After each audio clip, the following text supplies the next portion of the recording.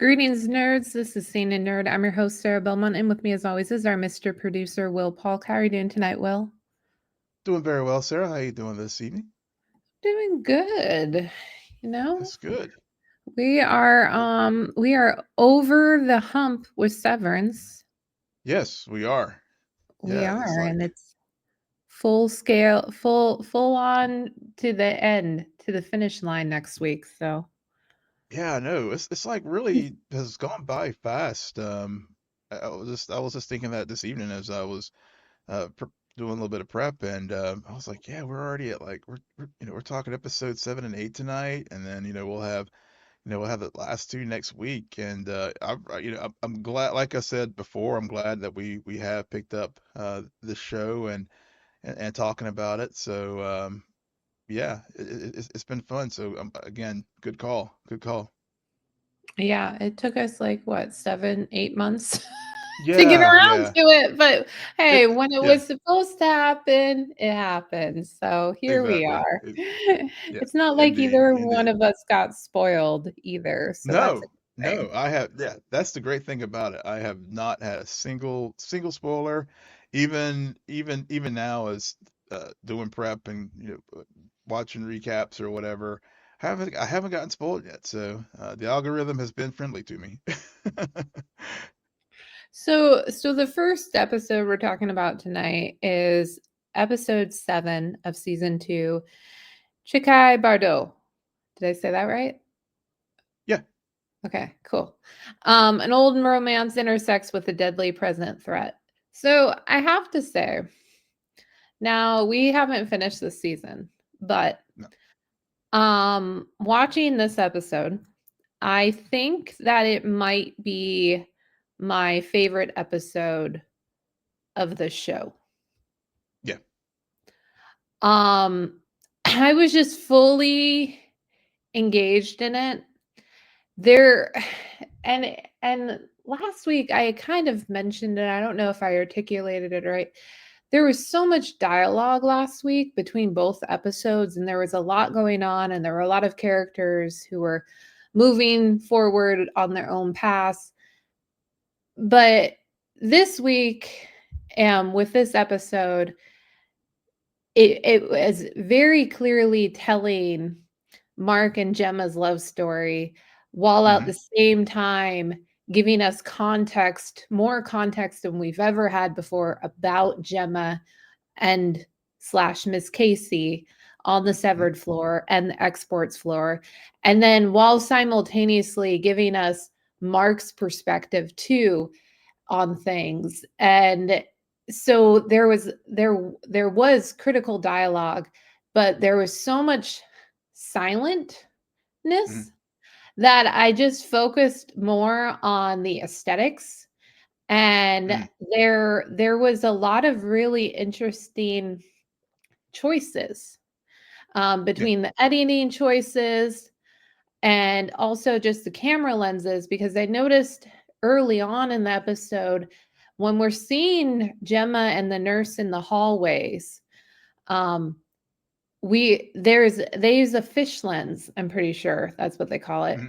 And so it makes us look like it as if we are monitoring Gemma through the surveillance, because Yeah. the outer edges of the screen are a bit darker and fuzzier.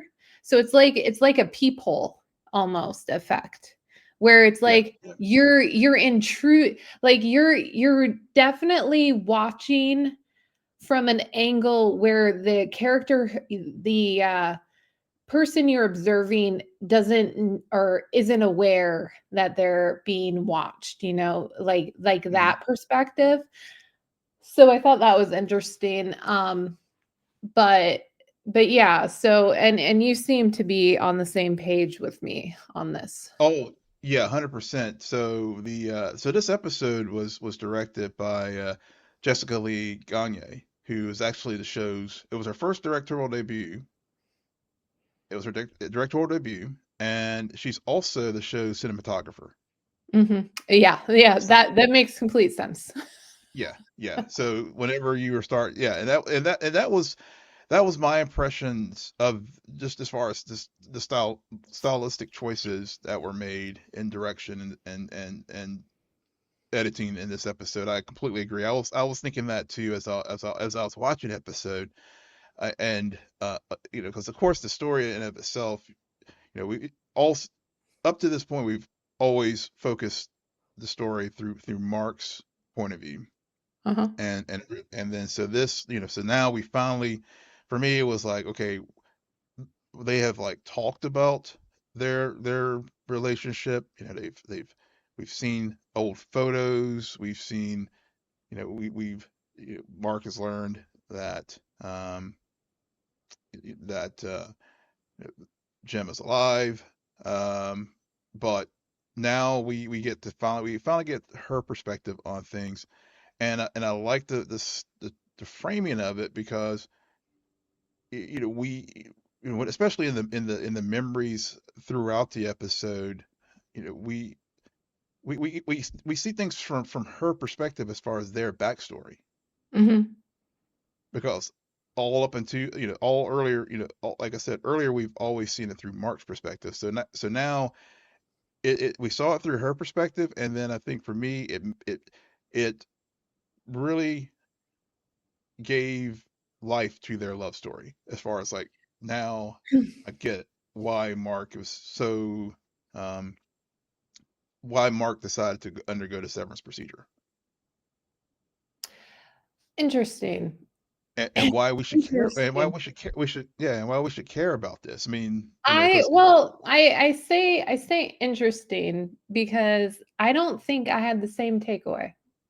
mm, I had the same to an extent, I should say, mm, because yeah, I think it's very smart of them to have a Gemma focused and albeit a telling the love story, the love and the tragedy of mm, this relationship between Gemma and Mark.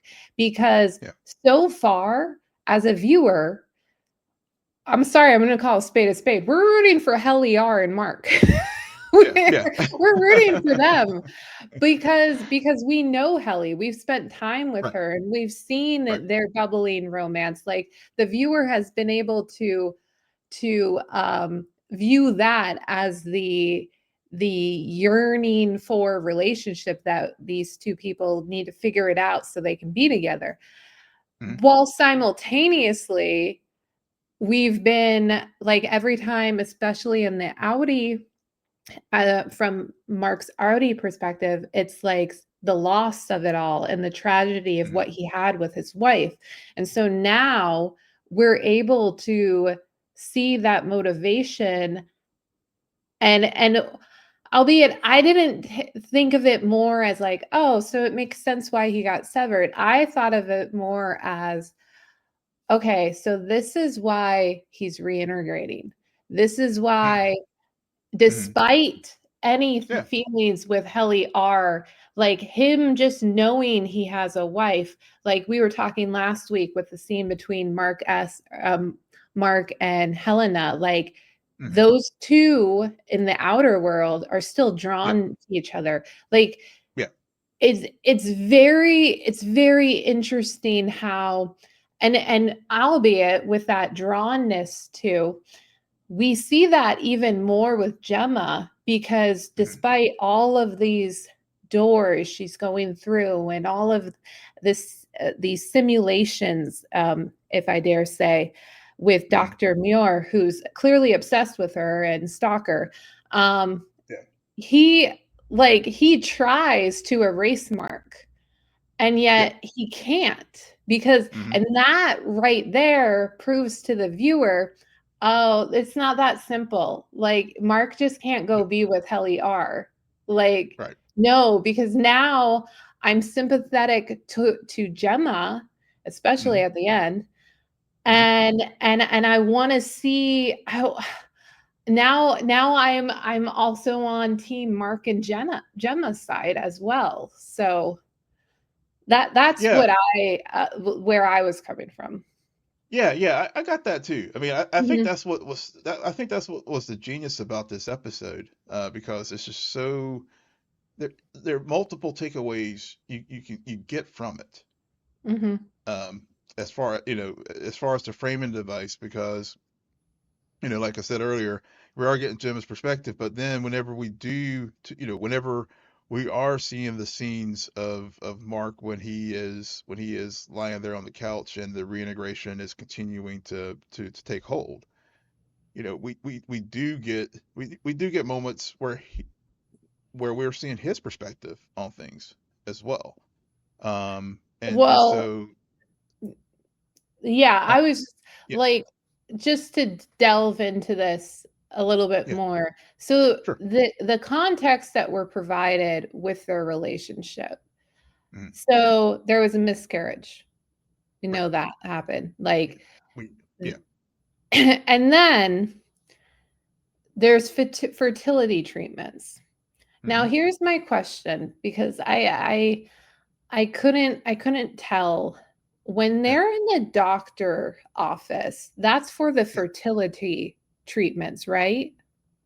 Yeah, because that was because and I like the way because they set things up, and again we beautifully set things up as far as uh, picking up a line that Devin noted earlier from season one as far as how she felt about the loss of Gemma Mhm. and their relationship, where when the four of them are having dinner, and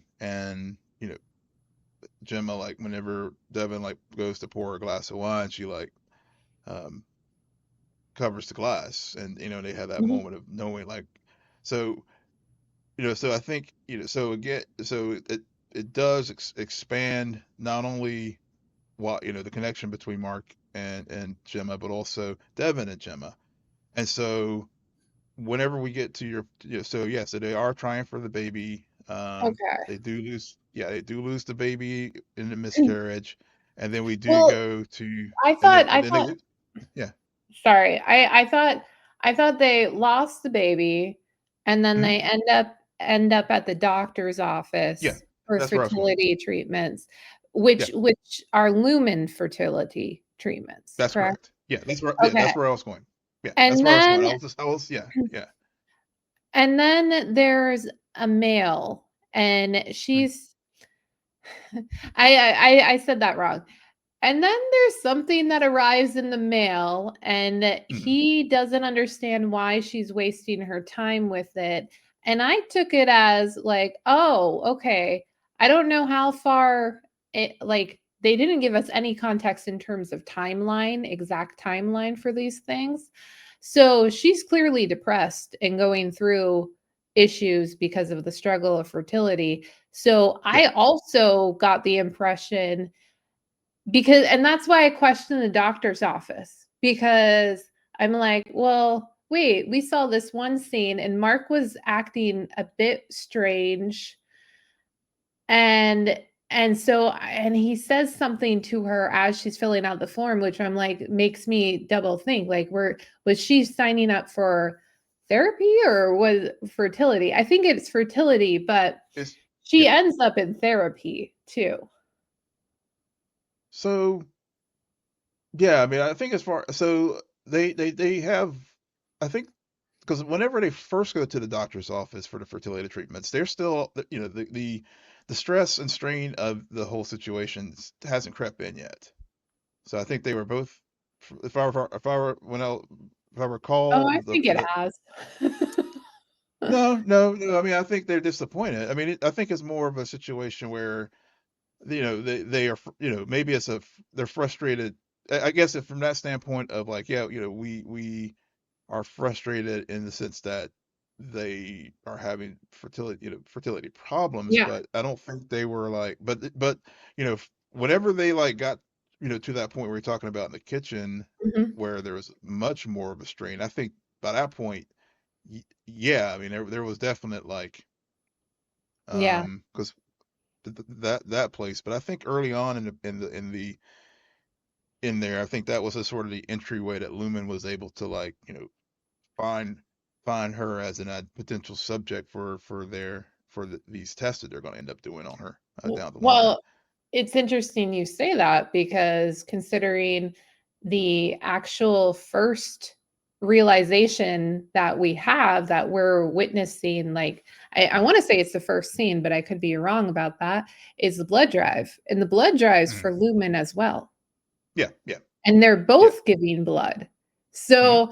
So I, in a way, they also very cleverly put us in, there was a Lumen presence with all the Hmm. doctors, Hmm. and that allowed for excellent editing to occur, and Yeah. also allowed for a Lumen to have a presence, while albeit not in those memory sequences, Hmm. to not be forebore, like not this be like, let me find all the Lumen Easter eggs, but more just like Gemma has been intertwined with Lumen for a while, and Yeah. I don't know what it also means, like she gave blood that day, but so did Mark, and Hmm.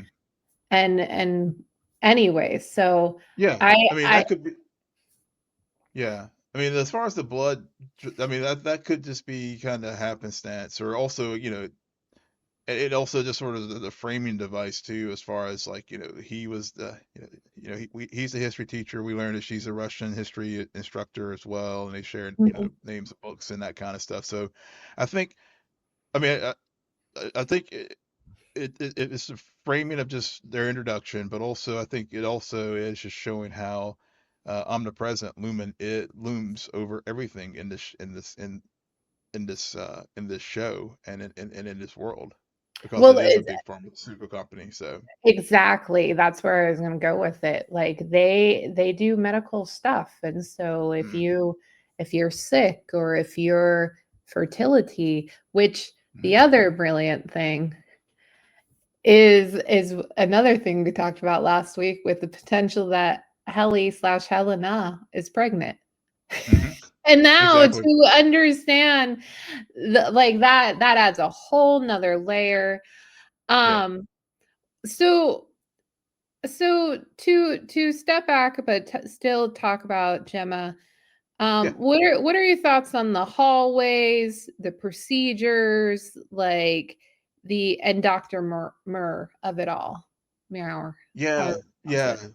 So the hallway, just, I guess it just shows how freaking fucking cruel this company is. Um, but it also deepens um doing the experiments that they were conducting on Gemma. It further, and having her go to all the multiple rooms down the hallway, and the different experiences that they were trying to test out, to like as you referenced earlier, how uh, each just separate, multiple. She has basically multiple innies at this point. We know of at least six or more.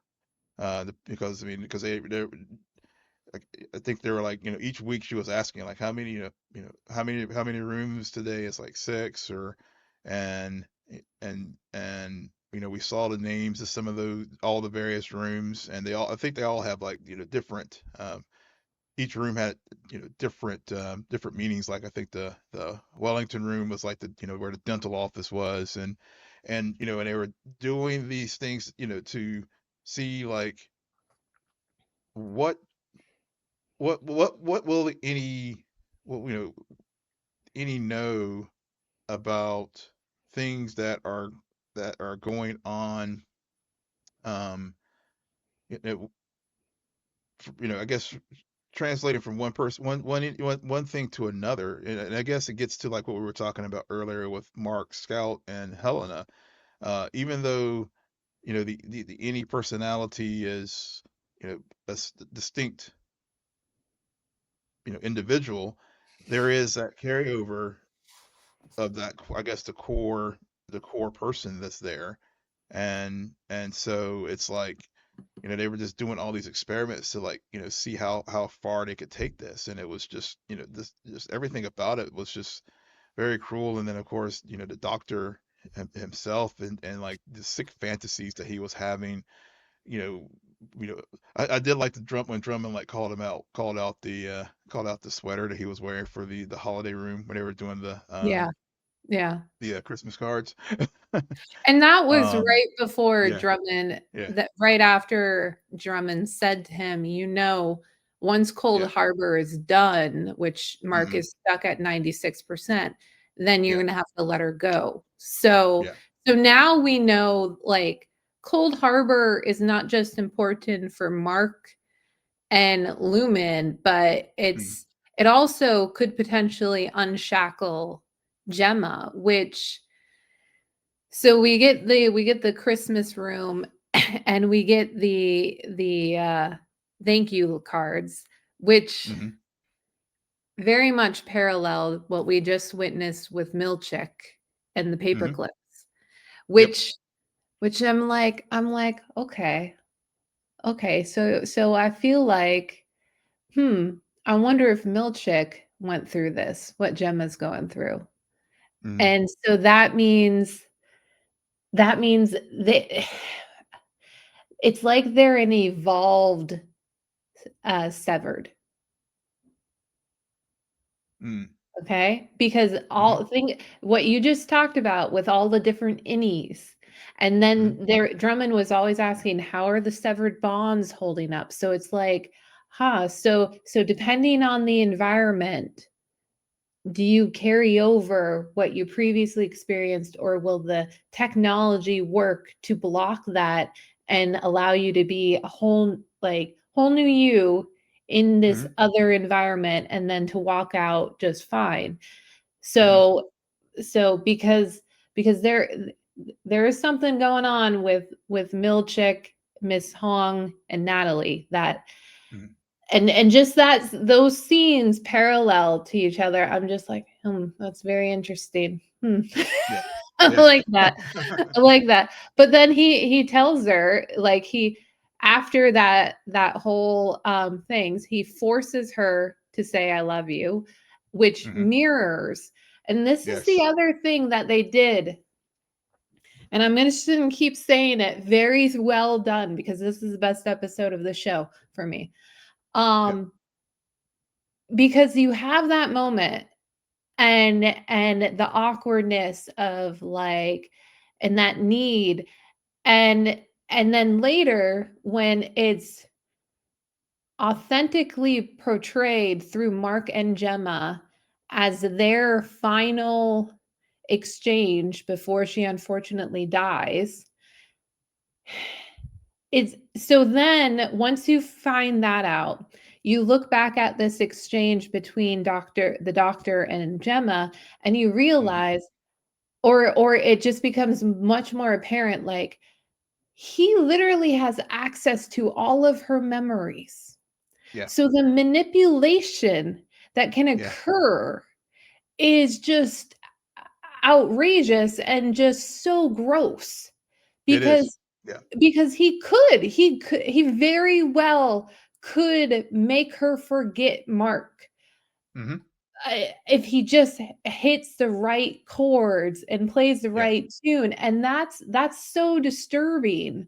Um, but there's something going on which they just cannot penetrate, that to completely erase someone's affection, or yeah, to authentically, like, show. So I thought that was great. And then, yeah, of course, out of that room, he tells her, he gives his lie. She doesn't believe it. And then we get what I can only say as, and pretty much looking at all of these sequences, it's there, but it really becomes apparent when we see her in the exports hallway trying to escape after hitting the elevator that we've seen before. hmm, And it just was very, between the cinematography and the direction, and her walking down the hallway to the door only to be confronted by Milchek, who turns her away. Like, they managed to capture what it would really feel like to be a rat in a cage. Yes. Yes. They really And did. Yeah. Yeah, I mean, I think that was so as much as I love this episode, I was also feeling like very, very frustrated. mhm. Oh, Uh, heartbroken. Like Heartbroken. Like, yeah, yeah, I mean, I was just like when I finished it, I was angry. mhm, I mean, it literally and I did, and it took me a minute to first I was just it took me a minute to just sort of like what was I so angry about? And I think you just captured a lot of it, which was how they tried to wipe away Mark and mhm. used her memories against her and used that last experience with her. And you're right, that Yeah, I mean, I think I was just sick to my stomach whenever, because clearly whenever, because it was one of those things. It was, yes, it was telegraphed with that conversation and how he was distracted. And I knew it was coming, but when it was, I think the execution of it, and when you put it up against the early scene with the doctor, it's just so damn effective. And I was mhm. just so angry, and that the whole situation and like the depths that this company will go to like achieve whatever their this sick end that they're going for towards with Severance. And I guess it is a company, so I guess with all these various experiments that they're doing, like with the dental, the dental experiment that they're doing on Gemma, and we talked about it before that yes, they are a pharmaceutical company, so are they going to try to market the severance procedure now for like if you have an anxiety to go to the dentist, we'll we will just have your any go to the appointment now, so so your Audi doesn't have to deal with it. I mean, it's just when you start to think about the levels of like of where they're going to go, and it could where this company could go with this procedure. It's just gross and really scary. Wait, is it really scary? With 2 things. Yeah. Like, I agree with you. It is really scary, but I think it's really scary because as a person who I feel like we make it our part of, like, a big motivation in life is to never experience pain, Yeah. whether it Yeah. be physical or mental. Hmm. So right there, you're like, the scary thing is there's a market for it. Yes. Like, Yes. it wouldn't be but I also think on top of it, what they did well with the doctor is and his dynamic with Gemma that kind of evolves or we see bits and pieces is they were able to almost give us an impression it was as if every time she'd go through a door, Hmm. there was a potential, um, and in some sequences, it almost felt like a violation, Yeah. and like she was being almost like mind raped, Yeah. and so that was just very upsetting and very much like when it's one thing the company is scary and what they could do with it and the potential, but I think what they did with the doctor in particular is like, and then they're going to give this technology, i.e., this power, to Hmm. people who then could do horrible things Hmm. because I don't think some of the I don't think that Christmas scene was completely going on the Kier guidebook.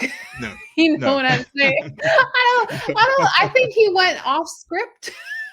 Yeah. Yeah. I So think yeah. Yeah. And Drummond calls him out on it. I mean, like, well, whenever that's, we're like, not. Yeah. before. He Yeah. says No. that, which kind of pushes him to go off script. Yeah. Yeah. Yeah, but I mean, I think the point of that scene, I mean, it goes carries beyond that scene as far as just like how you know h- how perverse attachment and that the doctor has, and it's almost, I mean, it's you said it earlier how it's like I'm paraphrasing, but Jim is a lab rat, Mhm.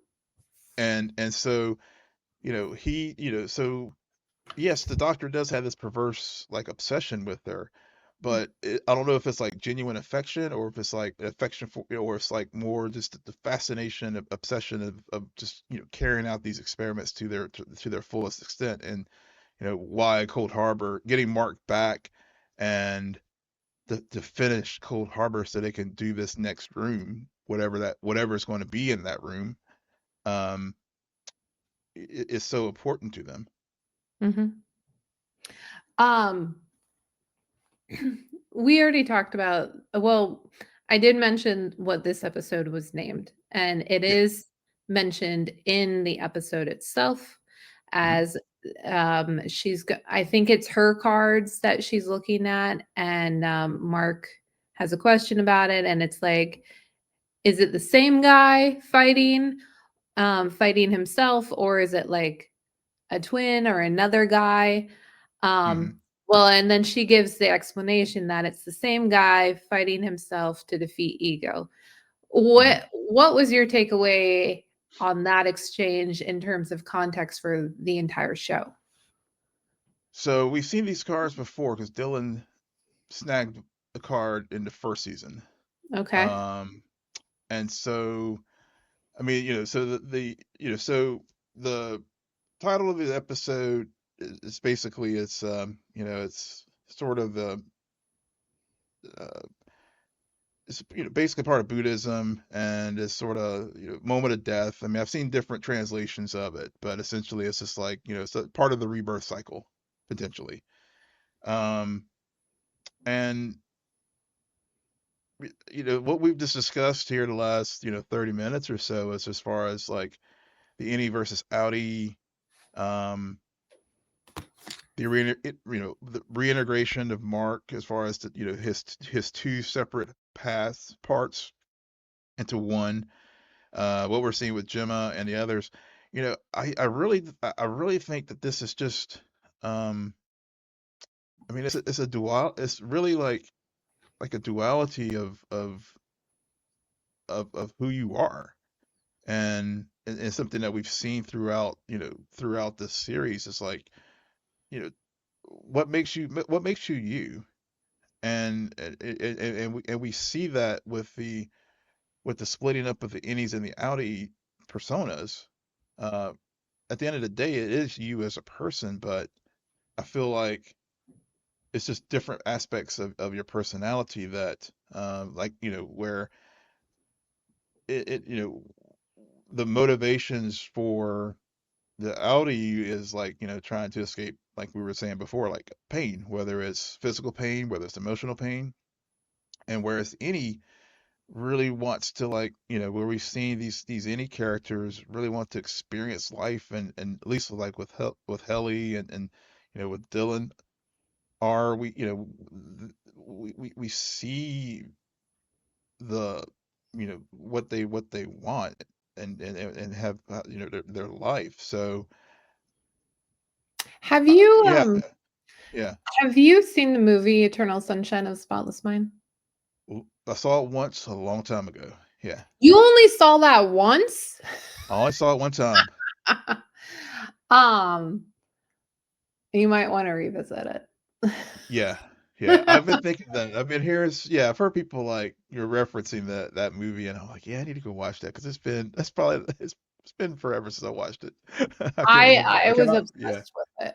I was yeah. obsessed with it. I to the point where I do have the DVD, Okay. um, but I can't play the DVD because I don't know how to take it off director's commentary. No. But but I bring it up because of that movie basically encapsulates this idea that if two people like fall in love but go through a breakup, have all their memories erased, like that decision to then like they're now missing but they're still drawn to each other. So I Mhm. feel like if you watch that movie and put it in context some of the themes that are going on and playing out here, especially with relationships and love Yeah. relationships. It's very similar in terms of like, would you do it all over again, even though Hmm. you knew it didn't work out the first time around? And and it's and here's the thing though with Severance and Mark and Gemma, it's not that it didn't work out. She died. Right. Okay? Yeah. Yeah.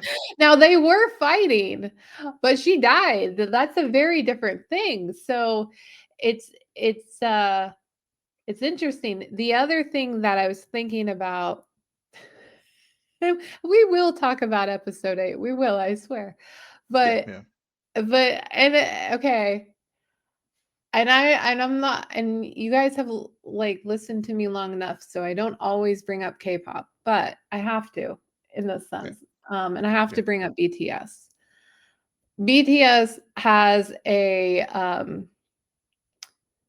they have a series of albums within their full discography, the Love Yourself albums. Mm. Specifically the last one, Map of the Soul 7. And why Hmm. I bring up Map of the Soul 7 album is because there are 3 tracks. Um, they're solos by 3 different members. Hmm. It starts off with RM's Persona, Hmm. and then it goes into Suga's Shadow, and then it ends with J-Hope's Ego. Okay. So, what you were just talking about in terms of persona and identity and all of that. So, all I could think about was those 3 songs, as well as this idea, okay, so here we're talking about the ego in this episode.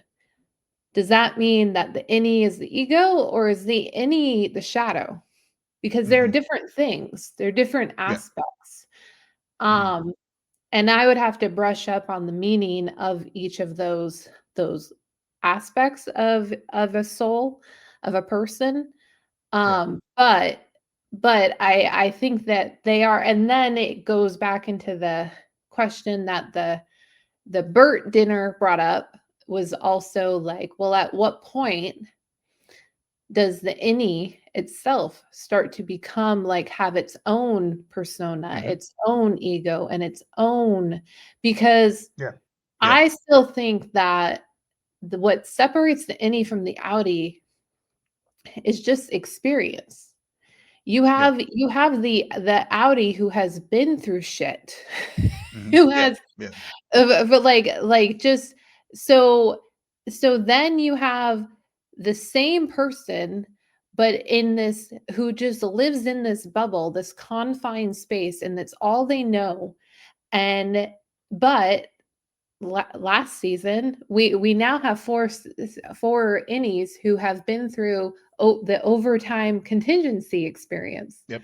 who Yep. have been through a creepy retreat. Mm. Yeah.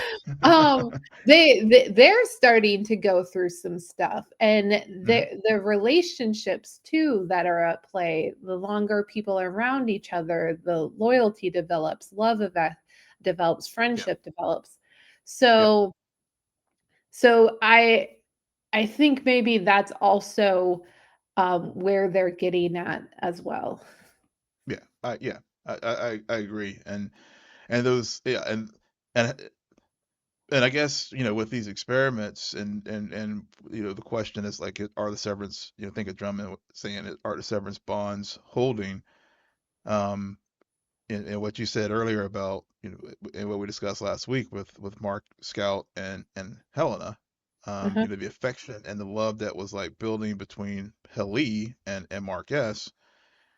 You know, will, you know, will that affection and love transcend the severance procedures?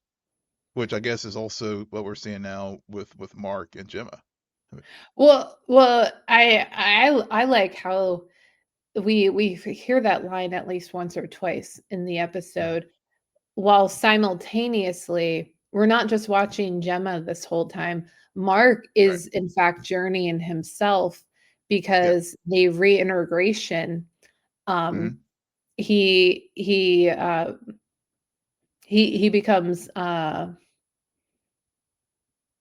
anyway, I want to say unconscious, but he's not really unconscious, or Yeah, he's yeah. He yeah, has so and that leads to Devon to make a call and unknowingly makes a choice. yeah. Azelle, you're out. Cobel, you're in, which takes us to episode 8, Sweet Vitriol. Discoveries are made, and this is the Cobel episode. And Will, what did you think about this episode? So I Oh my God, we are this so one, on the same page. yeah. This did not need a full 30. I mean, this is not need a full 37-minute episode. I'm sorry. It just It was they so could really cut. boring. Yes, they could have really cut a lot of this into. They could have interspliced this throughout, sprinkle this throughout. They really could have. I mean, yeah, A part of me is yeah, glad it was one episode yeah, yeah. because I It's my it least just favorite one. yeah, yeah. I see this is why we're on the same page this week.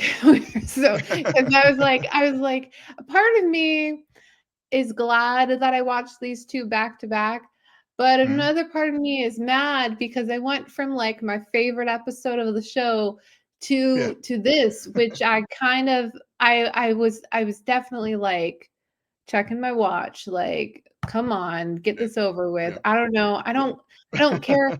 And it's funny because I mentioned at the top of the discussion for episode 7, like the silence in it.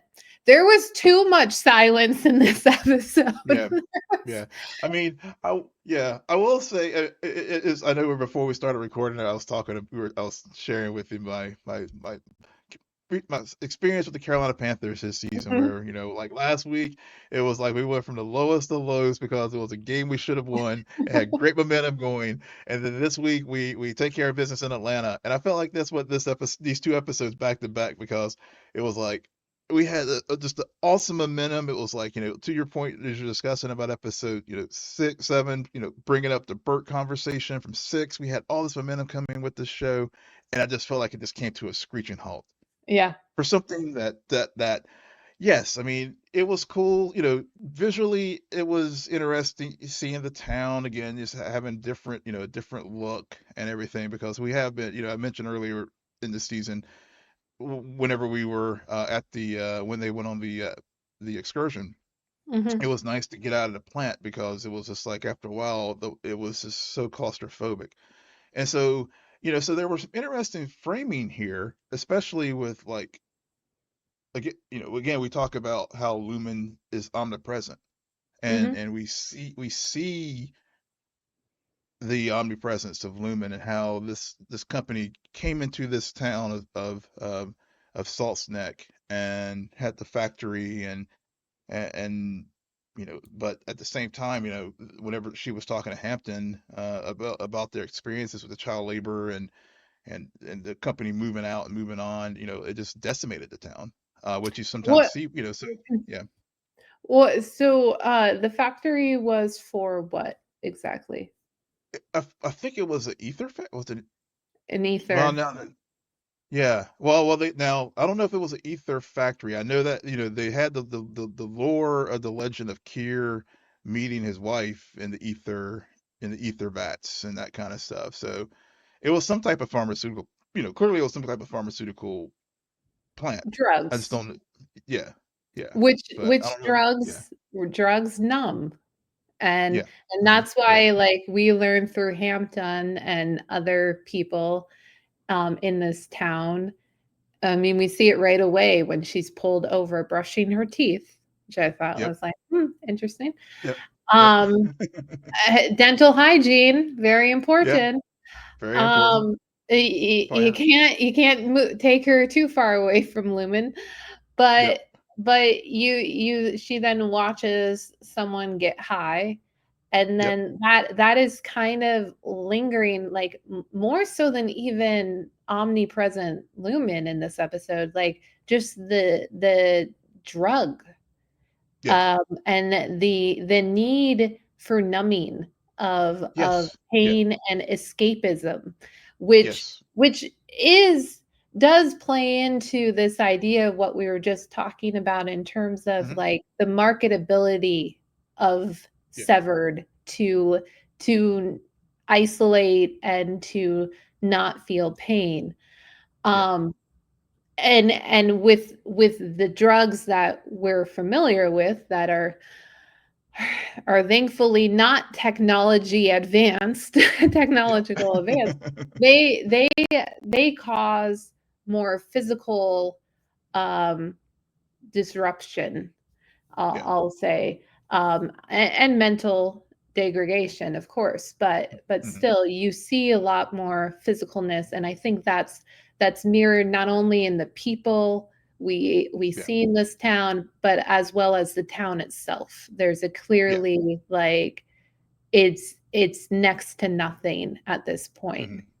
Hmm. Um, the other and see, I did watch the episode. I did not fall asleep because I Yeah. did take note as soon as I heard the line "winter tide." I was like, Yep. Miss Hong, Mm. Miss Miss Huang, Hong. Yep. Yep. Yep. okay? Yep. Miss Hong. Yep. Because we learned that this was something, a fellowship that Cobel herself also did.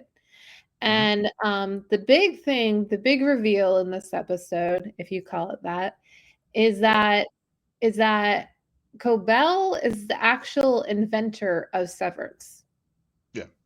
and that technology. And Kier and them, or Egan, took Hmm. her ideas Yeah. during the fellowship and have now mass produced and have made a fortune. So that Yeah. also tells me more Cobel episodes to come in the future.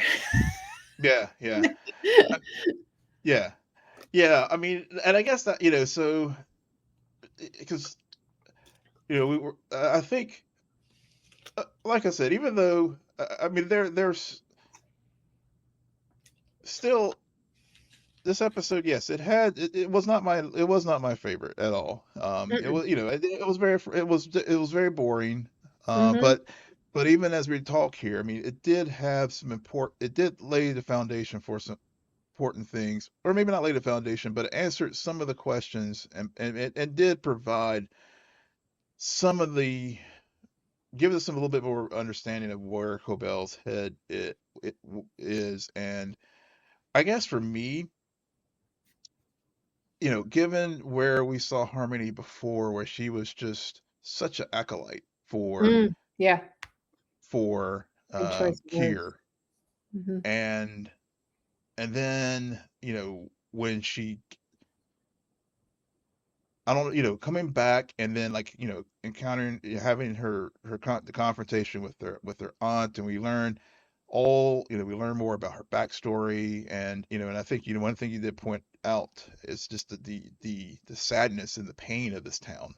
Yeah. um you know so we see that with the town. We see that, we see the back. We learned that her mom actually was, was not a fan of Kier at all. Mhm. And it was really the aunt who was like pushing all this. And after mom got sick, she was, Sissy was the one that pushed her to go to the school, because the Sissy is like definitely like full on cult member. Yeah, um which I think the cultness and the religious yeah. aspect, Yeah. um, that was again something that was kind of also alluded to during the Burt dinner last Hmm. week. Yeah. Like, and that you mentioned too, and I think even previous episodes, like there is an undertone of religion here with Kier, Hmm. and specifically with Kier. Um, Yeah. and then we have figures like Egan and then Lumen as a whole. So we're still I feel, I don't know if everybody feels this way. I still am like trying to paint the tree and figure Yeah. out what the different branches here. But I think that it's interesting just how they dressed Sissy in this Yeah. episode, very much Mhm. like a nun figure. Yeah. The things in her bedroom gave you like, but that's what happens too. Like Mhm. religion and cult behavior occurs Yeah. because people are desperate. People Yeah. need some kind of hope. Mhm. So which is another thing that very much like drugs and technology, if you use it in a way, you could give false hope. You Yeah. could and then or create a cult. Not Mhm. really a religion, but a cult. There is But a a cult, yeah. difference. There is. Yep. Um, but some of the methods is eerily similar. It's so I agree with you. Like it's I think what's frustrating about this episode is they glaze on a lot of different things Mhm. that thematically have been playing on in the background. I don't think the execution is nearly on par, especially when we compare it to episode 7. Right. And I also think that they didn't do something that allows the viewer to for me the most curious thing I the most curious thing about Cobel for me is Mhm. her dynamic with Mark. Mm. So to me, it's like, okay, so we're learning more about Kier and Lumen and this town, but what does that have to do with Mark? Like that's all Right. I'm thinking. I'm just like, so when are we going to around to Mark or Gemma, Mhm. or Mhm. they didn't Yeah. do they if they had added more. I mean, the closest thing we got was Wintertide. Yeah. Okay, Yeah. but Yeah. it wasn't enough to really make you think to yourself, "Okay, this was worth it because we got a big reveal," and in a way, we were just, like, waiting for it because she was clearly looking for something, Yeah. to come out with the plans and, like, "I'm the creator of Severance," I'm like, "I don't think this was the time for that reveal."